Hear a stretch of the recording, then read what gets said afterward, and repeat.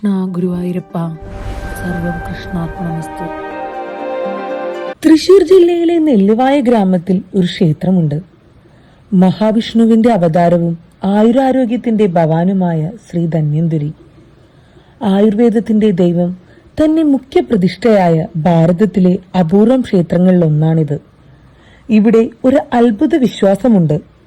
ഈ ക്ഷേത്രവും ലോകപ്രസിദ്ധമായ ഗുരുവായൂർ ക്ഷേത്രവും പരസ്പരം അഭിമുഖമായി നിൽക്കുന്നു. രോഗശാന്തി തേടി തലമുറകളായി ഭക്തർ എത്തുന്ന പുണ്യഭൂമി. അതെ, ഇന്ന് നമ്മൾ പറയാൻ പോകുന്നത് നെല്ലുവായി തേവരുടെ കഥയാണ്. സാക്ഷാൽ ശ്രീ ധന്വന്തരിയുടെ കഥ. ഇത്തരം ക്ഷേത്രങ്ങളുടെ അറിയാത്ത കഥകൾ മലയാളത്തിൽ കേൾക്കുവാനായി ഇഷ്ടമാണെങ്കിൽ ചാനൽ സബ്സ്ക്രൈബ് ചെയ്യൂ. തൃശൂർ ജില്ലയിൽ തലപ്പള്ളി താലൂക്കിൽ എരുമപ്പെട്ടി ഗ്രാമപഞ്ചായത്തിലെ നെല്ലുവായ ഗ്രാമം അതിവിശാലമായ നെൽപ്പാടങ്ങളാൽ ചുറ്റപ്പെട്ട് ഗ്രാമത്തിന്റെ ഒത്ത നടുക്കാണ് ഈ വൈഷ്ണവ ക്ഷേത്രം. പടിഞ്ഞാറോട്ടാണ് ക്ഷേത്ര ദർശനം. ശ്രീലകത്ത് വാഴുന്ന ധന്വന്തരി ഭഗവാന് ഉപദേവതകളായി ശിവൻ, ഗണപതി, അയ്യപ്പൻ, വരാഹമൂർത്തി, ചെറുതേവർ, സർപ്പദൈവങ്ങൾ എന്നിവരും കുടികൊള്ളുന്നു. ക്ഷേത്രത്തിൽ കൊടിയേറി ഉത്സവമില്ലാത്തതിനാൽ കൊടിമരമില്ല. ഇന്ന് കൊച്ചിൻ ദേവസ്വം ബോർഡിന്റെ കീഴിലാണ് ഈ ക്ഷേത്രം. ഗ്രാമീണ തനിമ വിട്ടുമാറാത്ത ശാന്തസുന്ദരമായ ഒരു പുണ്യഭൂമി.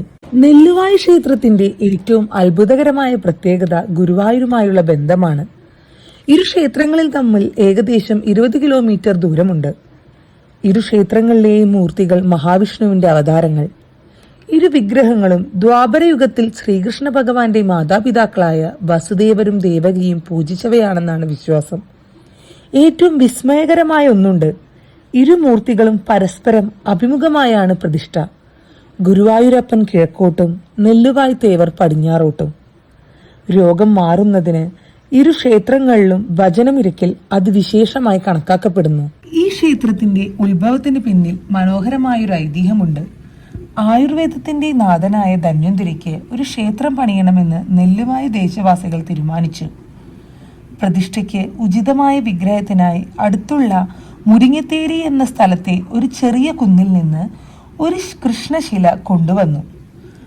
ആ ശിലയിൽ വിഗ്രഹം പണിയിച്ചു. ക്ഷേത്ര നിർമ്മാണം പൂർത്തിയായി. പ്രതിഷ്ഠയ്ക്കുള്ള ഒരുക്കങ്ങൾ നടന്നു വരികയായിരുന്നു. അപ്പോഴാണ് ആരും പ്രതീക്ഷിക്കാത്ത ഒരു അത്ഭുതം സംഭവിച്ചത്. പ്രതിഷ്ഠാ ഒരുക്കങ്ങൾക്കിടയിൽ എവിടെ നിന്നോ 2 തേജാമയമായ ബാലന്മാർ മുന്നിൽ വന്നു. അവർ പറഞ്ഞു, പ്രതിഷ്ഠിക്കാൻ ഉദ്ദേശിച്ച ഈ വിഗ്രഹങ്ങളെക്കാൾ ദിവ്യമായൊരു വിഗ്രഹമുണ്ട്. അവരോടൊപ്പം അടുത്തുള്ള പറമ്പിലേക്ക് പോയ നാട്ടുകാർ ആ വിഗ്രഹം കണ്ടെത്തി. ദ്വാപരയുഗത്തിൽ വസുദേവരും ദേവകിയും പൂജിച്ച വിഗ്രഹം.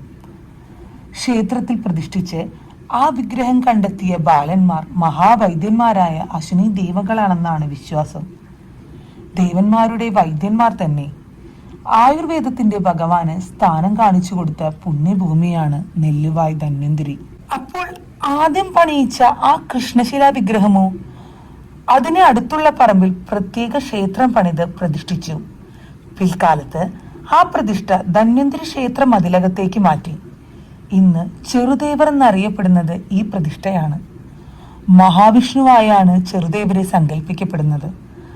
അങ്ങനെ ഒരു മതിലകത്ത് 2 വിഷ്ണു സാന്നിധ്യങ്ങൾ. ദിവ്യമായ വിഗ്രഹം ശ്രീലകത്തും ആദ്യ വിഗ്രഹം ചെറുദേവരായും. നെല്ലുവായുടെ മറ്റൊരു പ്രത്യേകതയാണിത്. ലക്ഷണമൊത്ത വൃത്താകൃതിയിലുള്ള ശ്രീകോവിലാണ് നെല്ലുവായിലേത്. കരിങ്കല്ലിൽ തീർത്ത ഏകദേശം 50 അടി ചുറ്റളവുള്ള ഒറ്റ ശ്രീകോവിൽ. പൂർണമായും ചെമ്പുമേഞ്ഞ് മുകളിൽ സ്വർണ്ണ താഴികക്കുടം ശോഭിക്കുന്നു. ഗർഭഗൃഹത്തിൽ ഏകദേശം 4 അടി ഉയരമുള്ള കൃഷ്ണശിലയിൽ തീർത്ത അതിവിശേഷ വിഗ്രഹം. പടിഞ്ഞാറോട്ടാണ് ദർശനം. ചതുർബാഹുവായ ഭഗവാന്റെ പുറകിലെ വലതു കൈയിൽ സുദർശന ചക്രം, പുറകിലെ ഇടതു കൈയിൽ പാഞ്ചജന്യം, മുന്നിലെ ഇടതു കൈയിൽ അമൃതകുംഭം, മുന്നിലെ വലതു കൈയിൽ വൈദ്യമുദ്രയായ അട്ട. ചന്ദനവും വെണ്ണയും കളഭവും ചാർത്തുമ്പോൾ ആ വിഗ്രഹത്തിന്റെ സാന്നിധ്യം 10 മടങ്ങാവുന്നു. മനോഹരമായ ദാരുശില്പം. 2023 വരച്ചു ചേർത്ത ചുവർ ചിത്രങ്ങളും ശ്രീകോവിലിനെ അലങ്കരിക്കുന്നതാണ്. നെല്ലുവായുമായി ബന്ധപ്പെട്ട അതിപ്രസിദ്ധമായൊരു കഥയുണ്ട് ഐതിഹ്യമാലയിൽ. കേരളത്തിലെ അഷ്ടവൈദ്യ കുടുംബങ്ങളിലൊന്നായ കുട്ടഞ്ചേരി മൂസുമാരുടെ കഥ. ഒരിക്കൽ കോഴിക്കോട് സാമൂതിരിക്ക് അതികഠിനമായ ഒരു വയറുവേദനയുണ്ടായി. നിരവധി വൈദ്യന്മാർ ചികിത്സിച്ചിട്ടും വേദന മാറിയില്ലെന്ന് മാത്രമല്ല, കൂടുകയും ചെയ്തു. ഒടുവിൽ കുട്ടഞ്ചേരി മൂസിനെ കൂട്ടിക്കൊണ്ടുവരാൻ തീരുമാനമായി. അക്കാലത്ത് കുട്ടഞ്ചേരി ഇല്ലത്ത് സഹോദരന്മാരായ 2 മൂസുമാർ. 2 പേരും വൈദ്യശാസ്ത്രത്തിൽ അപാര പ്രാവീണ്യമുള്ളവർ. എന്നാൽ കൈപ്പുണ്യം കൂടുതൽ അനുജനാണെന്നായിരുന്നു ജനസംസാരം. സാമൂതിരിയുടെ ഭടന്മാരെത്തുമ്പോൾ ഇല്ലത്ത് ജ്യേഷ്ഠൻ മാത്രം. താൻ പോകാമെന്ന് ജ്യേഷ്ഠൻ പറഞ്ഞപ്പോൾ അനുജൻ മൂസ് തന്നെ വേണം എന്നായിരുന്നു മറുപടി. ആ വാക്കുകൾ ജ്യേഷ്ഠനെ അതീവ ദുഃഖിതനാക്കി. ജ്യേഷ്ഠൻ മൂസ് ചിന്തിച്ചു, ഒരേ വൈദ്യശാസ്ത്രം പഠിച്ചിട്ടും എനിക്ക് കൈപുണ്യമില്ലാതെ പോയത് ധന്വന്തരി മൂർത്തിയുടെ അനുഗ്രഹം ഇല്ലാത്തതുകൊണ്ടാണ്. അദ്ദേഹം നേരെ നെല്ലിവായ ക്ഷേത്രത്തിലേക്ക് പുറപ്പെട്ടു. 1 വർഷം കഠിന നിഷ്ഠയോടെ അവിടെ ഭജനം.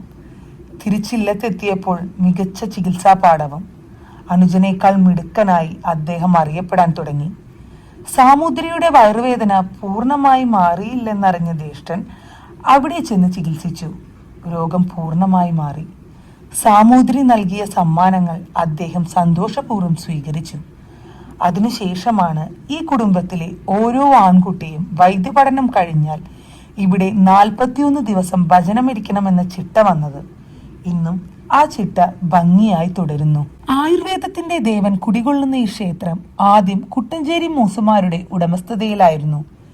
കേരളത്തിലെ അഷ്ടവൈദ്യ കുടുംബങ്ങളിലൊന്നായ ഇവരുടെ ആസ്ഥാനം നെല്ലുവായിൽ തന്നെ.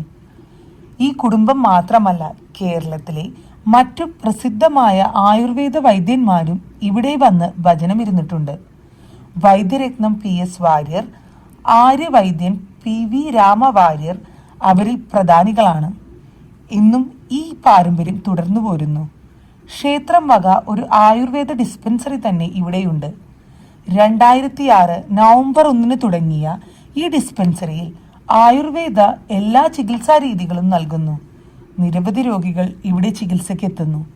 വൈദ്യന്മാരുടെ ഭഗവാൻ, വൈദ്യന്മാരുടെ ക്ഷേത്രം. ക്ഷേത്രത്തിന്റെ തെക്ക് കിഴക്കേ മൂലയിൽ ഒരു കൊച്ചു ശ്രീകോവിൽ ചെറുദേവരോടൊപ്പം വരാഹമൂർത്തിയും കുടികൊള്ളുന്നു. ഇവിടുത്തെ വരാഹ വിഗ്രഹം അതിവിശേഷമാണ്. തേറ്റയിൽ ഭൂമിദേവിയെ ഉയർത്തി നിൽക്കുന്ന ചതുർബാഹുവായ ഭഗവാൻ. അത്യപൂർവമായ ഈ പ്രതിഷ്ഠ ഇവിടുത്തെ പ്രധാന ആകർഷണങ്ങളിൽ ഒന്നാണ്. തെക്കു പടിഞ്ഞാറേ മൂലയിൽ കിഴക്കോട്ട് ദർശനമായി അയ്യപ്പസ്വാമി. ശബരിമലയിലെ രൂപവുമായി നല്ല രൂപസാദൃശ്യമുള്ള വിഗ്രഹം. എള്ളുതിരി കത്തിക്കുന്നതാണ് അയ്യപ്പന്റെ പ്രധാന വഴിപാട്. ശബരിമല തീർത്ഥാടകർ ഇവിടെ വെച്ചാണ് മാലയിടുന്നതും കെട്ടുനിറയ്ക്കുന്നതും. ശിവനും ഗണപതിയും സർപ്പദൈവങ്ങളും കുടികൊള്ളുന്ന ഒരു പുണ്യഭൂമിയാണിത്. ക്ഷേത്രത്തിന്റെ നേരെ മുന്നിൽ വലിയൊരു അരയാൽ. വിശ്വാസപ്രകാരം അരയാലിന്റെ മുകളിൽ ബ്രഹ്മാവും നടുക്ക് വിഷ്ണുവും അടിയിൽ ശിവനും കുടികൊള്ളുന്നു എന്നതാണ്. അതായത് ത്രിമൂർത്തി സങ്കല്പം. വടക്കു പടിഞ്ഞാറും തെക്കു പടിഞ്ഞാറും 2 ക്ഷേത്രകുളങ്ങൾ. രണ്ടാമത്തേത് കൊങ്കരണിക്കുളം എന്നറിയപ്പെടുന്നു. പടിഞ്ഞാറേ നടയിൽ വലിയ ഗോപുരവും കിഴക്കേ നടയിൽ ചെറിയ ഗോപുരവും. ഭൂപരിഷ്കരണ നിയമത്തിനു മുൻപ് വളരെയധികം ഭൂസ്വത്തുണ്ടായിരുന്ന ഒരു ക്ഷേത്രമാണിത്. പിന്നീട് ഏറെക്കാലം ജീർണാവസ്ഥയിലായിരുന്നു. 1971 ജനുവരി 10 ഒരു നവീകരണ കമ്മിറ്റി രൂപീകരിക്കപ്പെട്ടു. ഊരാളന്മാരായ മൂസുമാർ കൊച്ചിൻ ദേവസ്വം ബോർഡിന്റെ സഹായം നേടി. 1973 ഒരു ട്രസ്റ്റ് ഭരണം 1979 ദേവസ്വം ബോർഡ് നേരിട്ട് ഏറ്റെടുത്തു. ഇന്നത് മികച്ച രീതിയിൽ ക്ഷേത്രം മുന്നോട്ടു പോകുന്നു. നെല്ലുവായിലെ പ്രധാന ആട്ടവിശേഷം ധനുമാസത്തിലെ സ്വർഗവാതിൽ ഏകാദശിയാണ്.